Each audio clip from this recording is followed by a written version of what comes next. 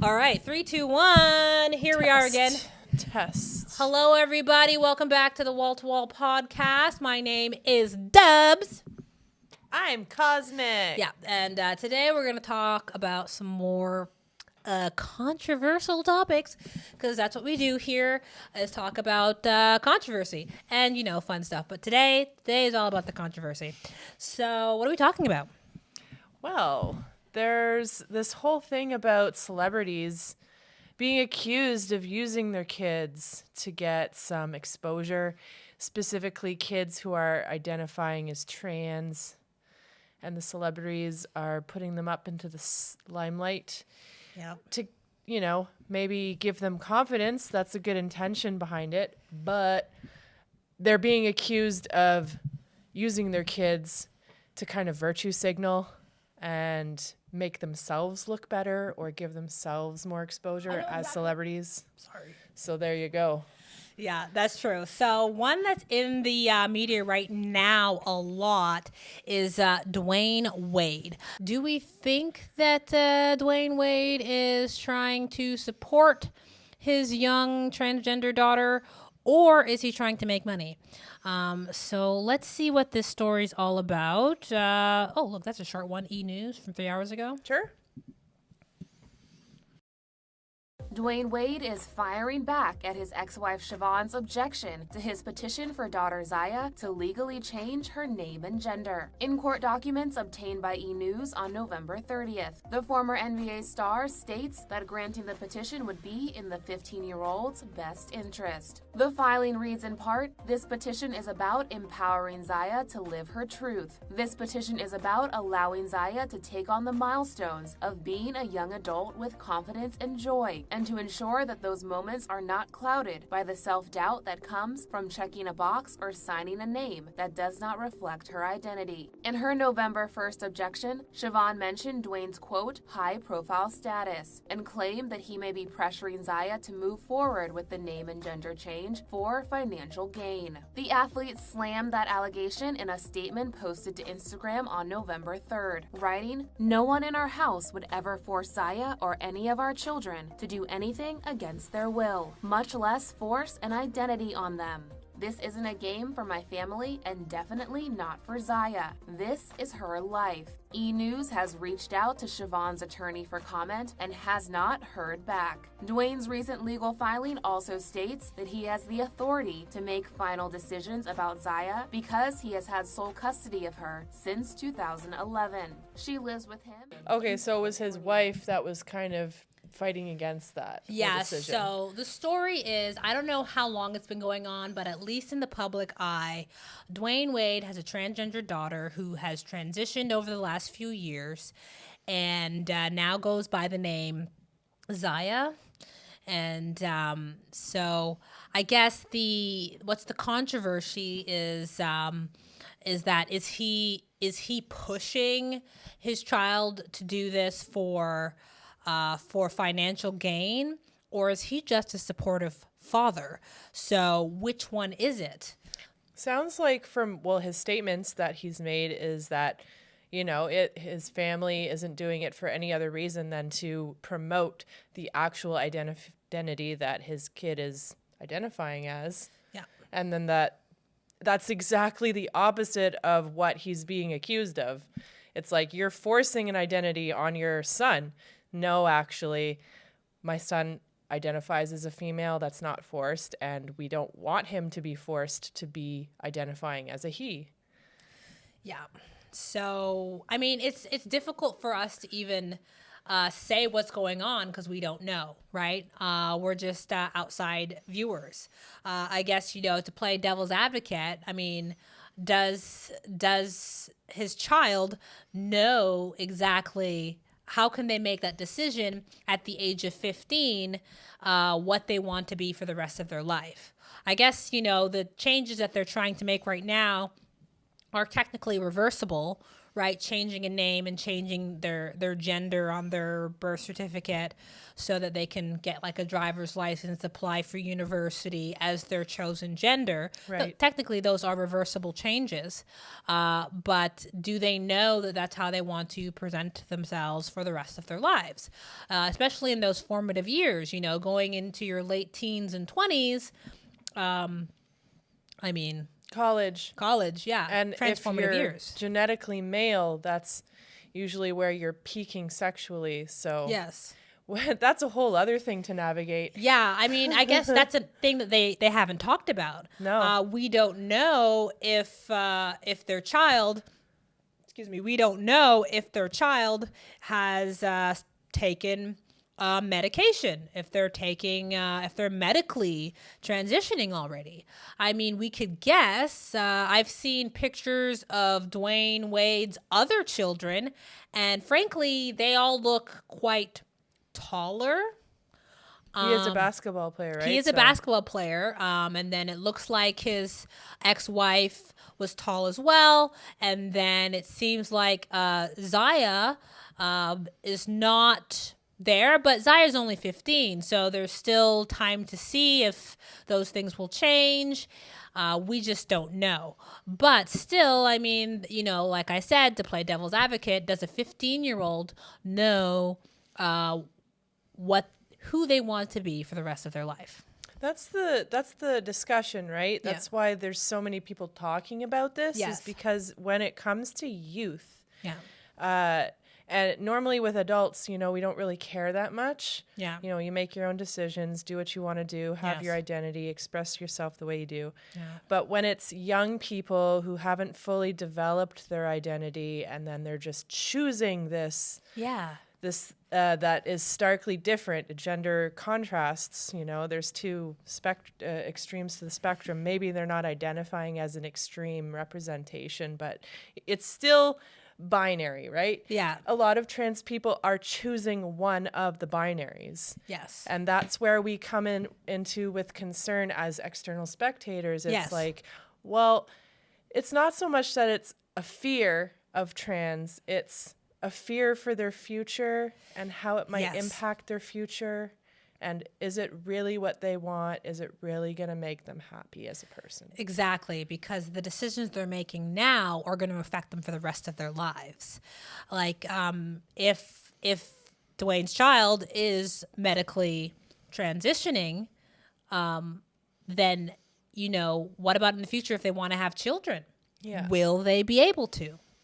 If they medically transition. Yeah, I mean, say, we don't know. Maybe this transition started a few years ago. Maybe they were put on puberty blockers, Maybe. right? We don't know. But if that's the case, I mean, it's hard to say that a child can make those decisions at such a young age. It's one thing to change names and change genders on paper, but when it comes to how to say it nicely, I guess I'm not saying it nicely, interfering with biological processes. Yeah. That's a whole other thing. So, I mean, you know, this is just one example of celebrities with transgender children. I think this one, you know, is there good or bad? I don't think there is. But this one, you know, if there is a good or bad, I think this one isn't as bad as it could be, because there are other celebrities with transgender kids and the children are so young that they barely even know what it means to be a boy or to be a girl. Right. Like Charlize Theron, I think it is, has a transgender daughter. Yeah. Charlize, I'm saying Charlize, I'm not going to say that their child decided that they were trans while they were like a toddler. Right. And when it's really young kids, even teenagers, there's a speculation that parents are influencing them to some extent, Yes. right? You have to be able to interpret certain expressions. It's not like every child is going to say directly, I want this. And this is 100% for the rest of my life because, like you said, they don't know They don't know what it means. for the rest of your life. Yeah. You've been alive for what, 5 years? Your brain How is could still they know? developing. Exactly. How could they make those decisions? So I feel like, especially when they're that young, it's definitely the parent that is shaping their worldview, that is determining their identity for them. They're too young to make that decision. But when parents are doing this and medicating their children, they're the ones who are making the decision. So there's Charlize Theron as an example.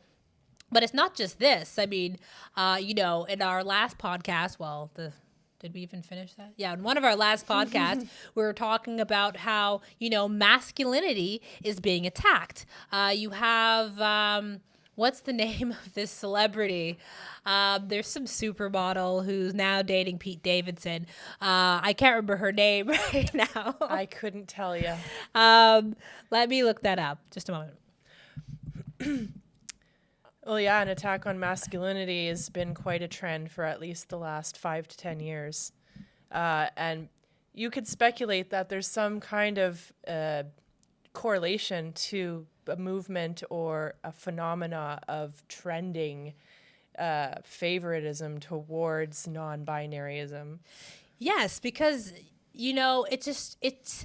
it's such a weird phenomenon where people are concerned that their children will be too masculine.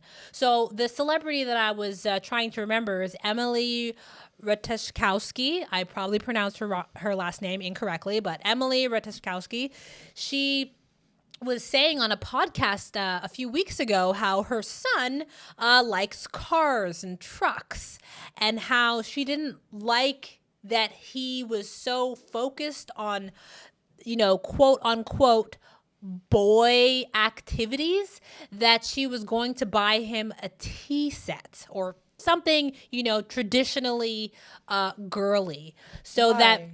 yeah, why, right? It's the attack on masculinity. He's, apparently, he's a little boy. So, but just the idea that he likes cars and trucks is toxic. I think it's going too far. And if that was a girl, on the other hand, and she was liking trucks and trains, oh, cool, Right? That would be supported. Yeah, go for it. Let's get you a tool belt to play with. Yeah, it's supported. Yeah, but more girl engineers, but no more boy engineers? Yeah, What? if the boy doesn't like to play with dolls, well, no, we have to make him. That's not what boys do now. Yeah. It's 2022. Come on. And this is a natural reaction. It'd be one thing if your son likes to play with dolls and tea sets. That's fine, let him play. Let your child be a child. Right. I mean, what do we know? We don't have children, but what It's happened? common sense, though. And we have parents, Yeah. and we have family members and friends who have parents Yes, and who have the kids. children, yes. And nieces and nephews and cousins. It's like, you see it. Kids need to be kids. Yes. They have to be socialized. You can't just give them what they want all the time. It's No. a saying as old as time. You spoil your kids rotten, they'll turn out to be assholes. So it's just, let them be kids, create necessary boundaries, but let them be kids. They don't need to know about gender, ideologies, and all of that stuff. They don't need to decide their sexuality in the womb, which is another thing out there. Apparently, there's a doctor who believes that that children decide their gender in the womb. Infants before they can even walk, or they definitely aren't talking. Right? Kids walk before they can talk. Because they were born with sexual organs, they therefore know. Like, they have no idea about sexuality. That's something that's sexuality and the idea of gender is taught through is taught to them. Mm-hmm. Kids will just be kids. I think forcing a kid to decide at such a young age, or encouraging them that just because they like dolls, they must be a girl.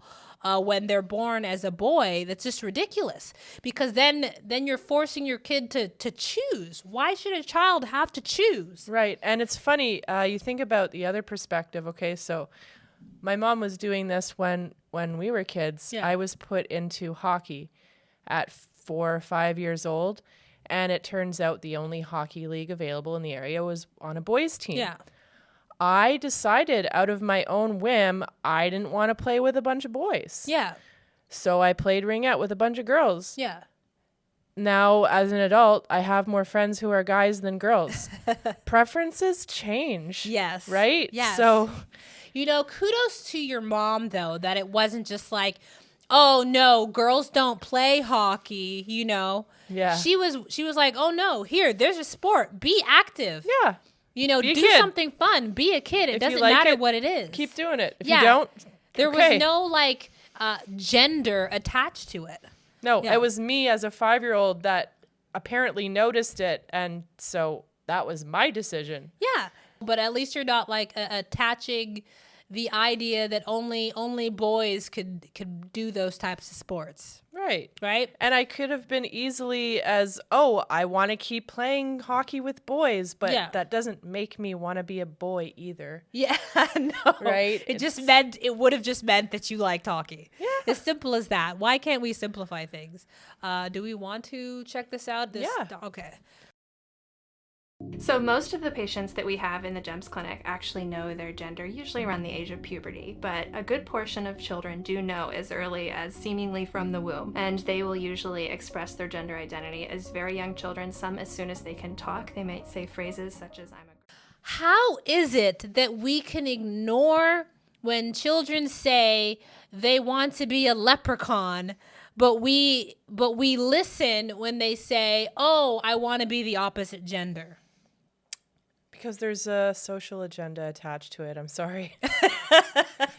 So now to play the devil's advocate, though, for the left. Yeah. Just to reference the talk I was listening to last night on the radio. So it was about an artist community who happened to be in the trans community as well in our local city, on a podcast talking about how to get more exposure.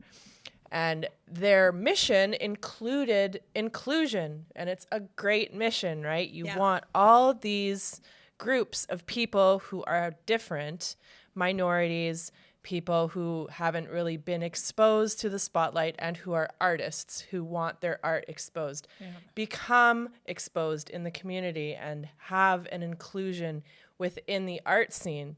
So in our city, the art scene is kind of underground. Yeah. So on top of that, that's another barrier. But just from their perspective, it's like, this isn't a bad mission, like to have this quote unquote agenda, to want exposure, to want your art being exposed to the community. They also mentioned drag kings. So is there a market for drag kings and artists, performers who are drag kings? Is it all just drag queens? So they're trying to represent other groups.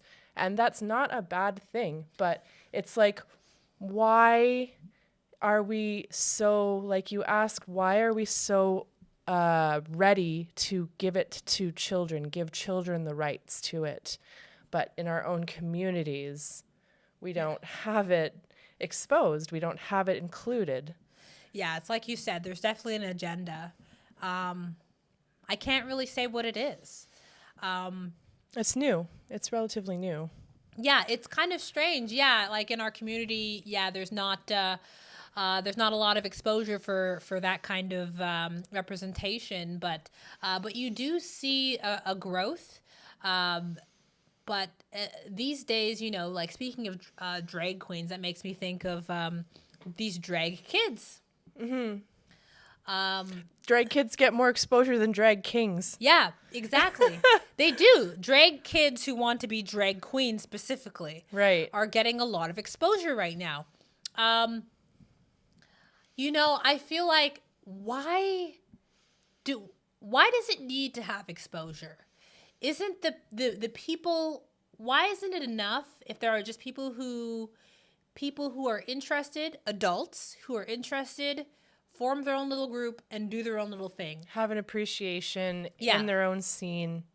They just want to bring it to the Pride Parade. They want to integrate it into Why public does view. it need to be integrated? A lot of drag shows, I mean, not like I've been to one, but the ones that I've seen online are very sexually charged. Yeah, they're kind of provocative.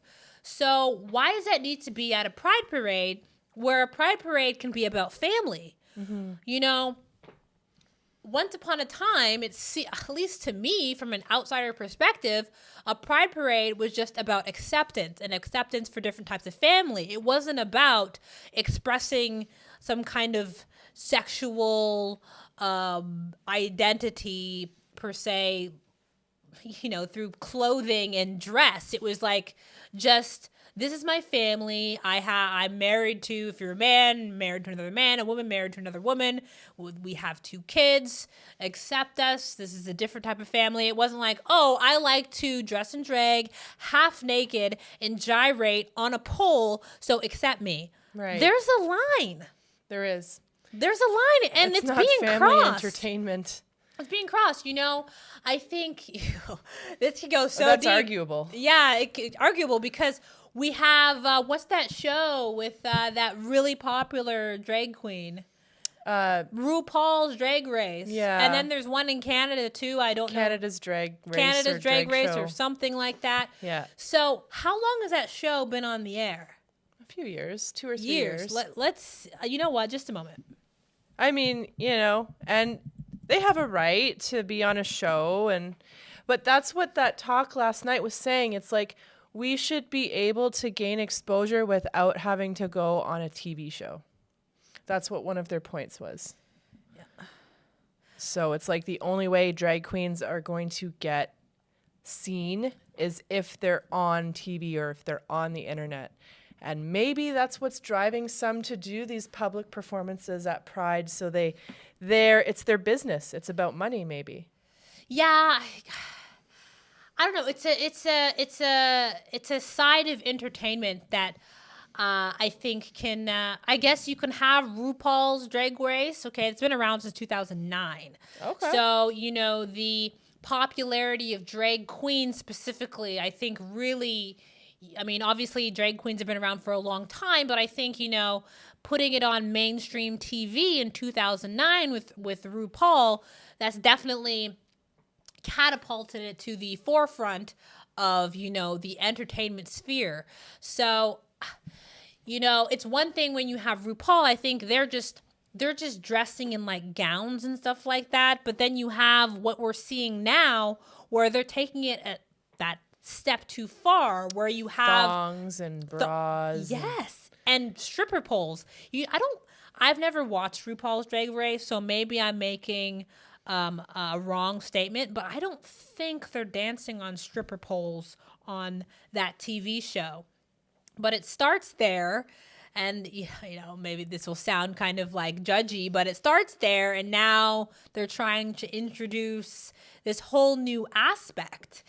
And at the same time as introducing drag queens on poles at Pride parades, you have drag kids. Drag queens are typically, this is a generalization, but they're typically representing hyper-feminized, hypersexualized females. Yes. So when you have kids that are wanting to put that costume on or wear that mask, whether they're truly identifying it or doing it for fun, or it's a fetish that they're developing into as a teenager, hopefully not as a young kid who isn't developing, then it's odd. It has to be sexualized, and that's what they argue against, is you shouldn't sexualize it. But in its very definition, generally speaking, these drag queens are representing a hypersexualized expression of femininity. So you have these pictures of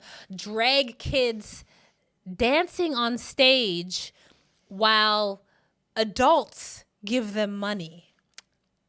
That is something I never thought I'd see in my lifetime. Yeah, it's it's just like I'm lost for words. It's bizarre. It's not I don't even know. I'm lost for words. And we don't even have kids. We don't even have kids. No, but like, you know, we have young cousins. Yeah, that's We true. have young cousins and young children that are, you know, forming opinions and views of the world.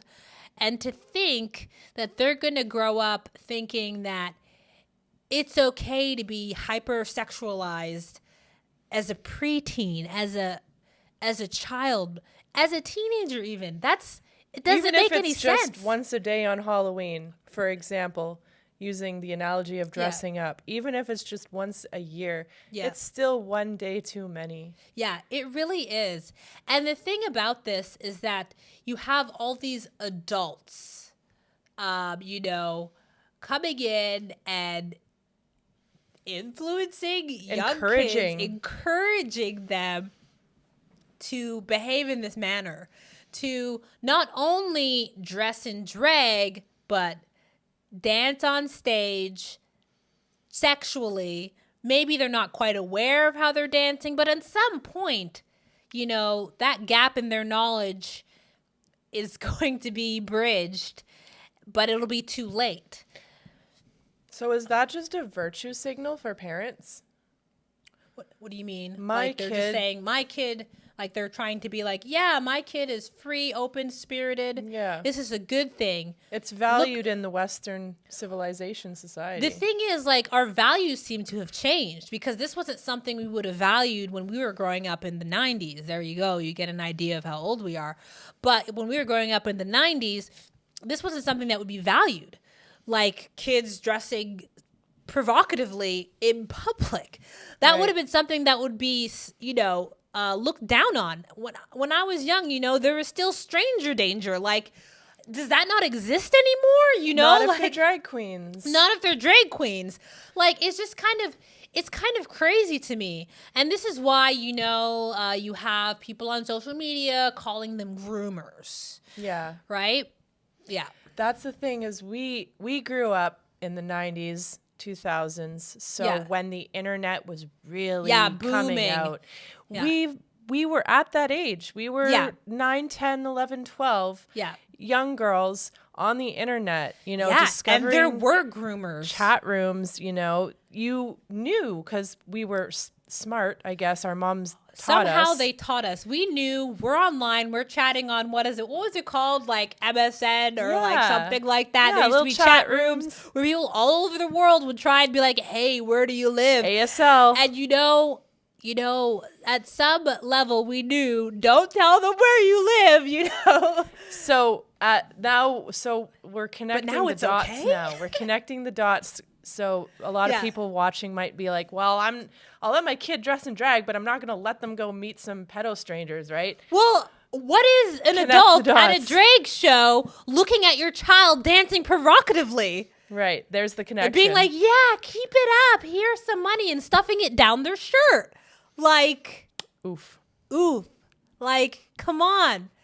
This is the groomer of today. And now on top of that, 2022 internet is Yeah. what? It's crazy. 85% of our life Yeah, no, in the Western society. Yeah, we had the benefit of growing up where, okay, you played reggae, I played outside, I learned to play instruments, you know, we did activities outside of the home. These days, a lot of kids are in front of their tablets. Yeah, maybe they're not online right away, but the first thing they're doing is learning how to use a computer. And watching videos. Yeah. I bet my young cousins know more about how to find things online than I do. And that can be a scary thing because, you know, there are all kinds of influencers out there that are maybe not appropriate for young children. But, you know, like we were talking about earlier, it definitely feels like there's some kind of hidden agenda.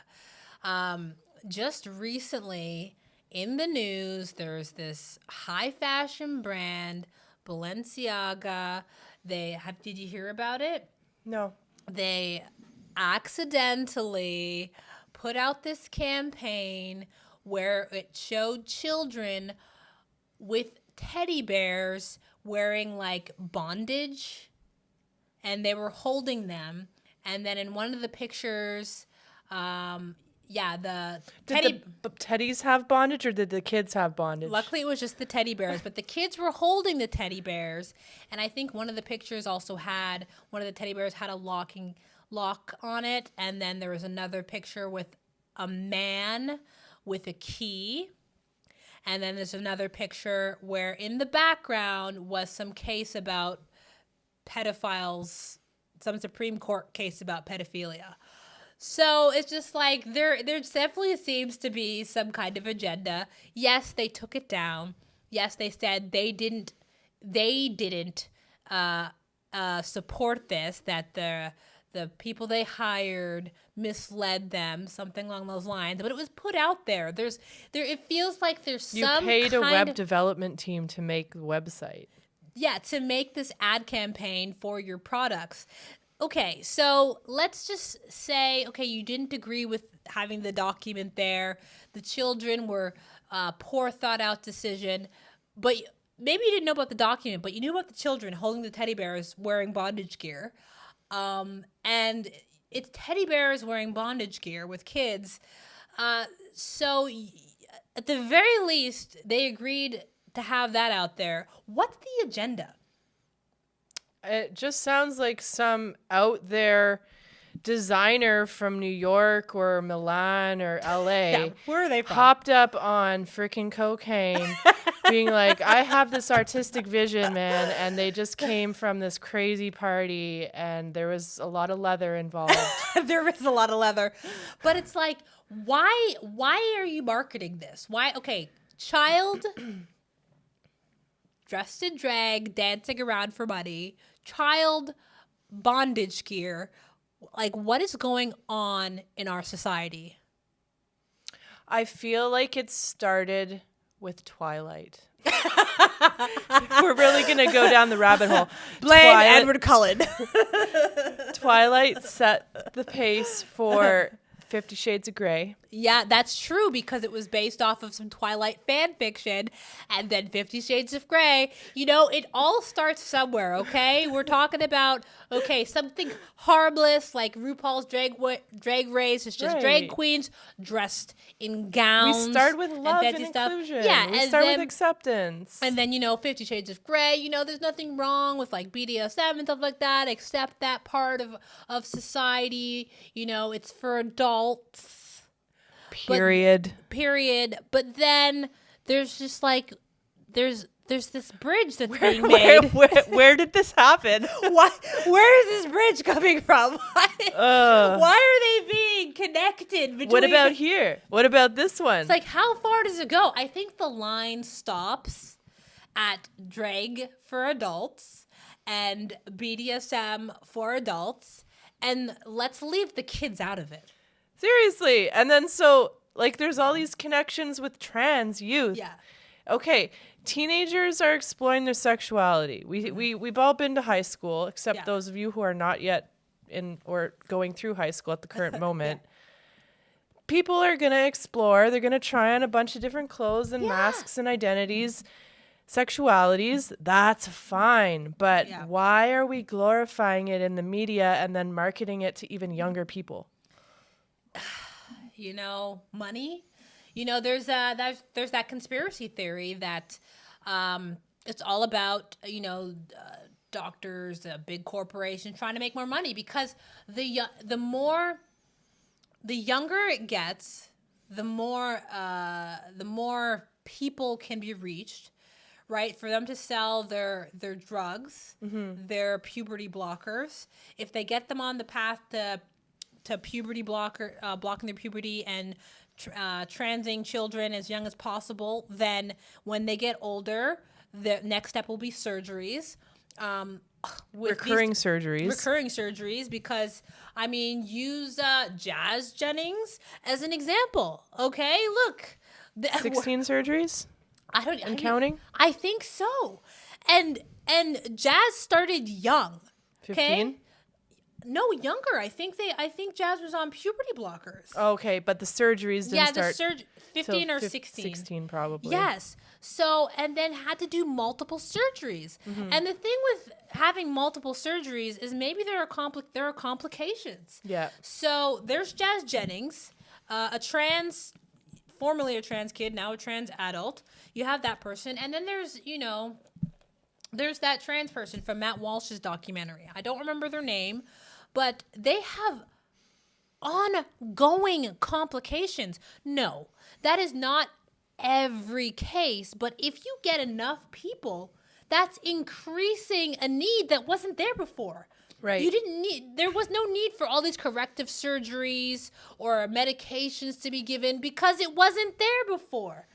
What is going on right now? We don't know. And I think we have a lot more on this topic to address. But for now, I think we're going to cut it right here. Yeah, we've said enough. We've said enough. So until next time, come and join us. This is a Wall to Wall podcast, and we are signing off.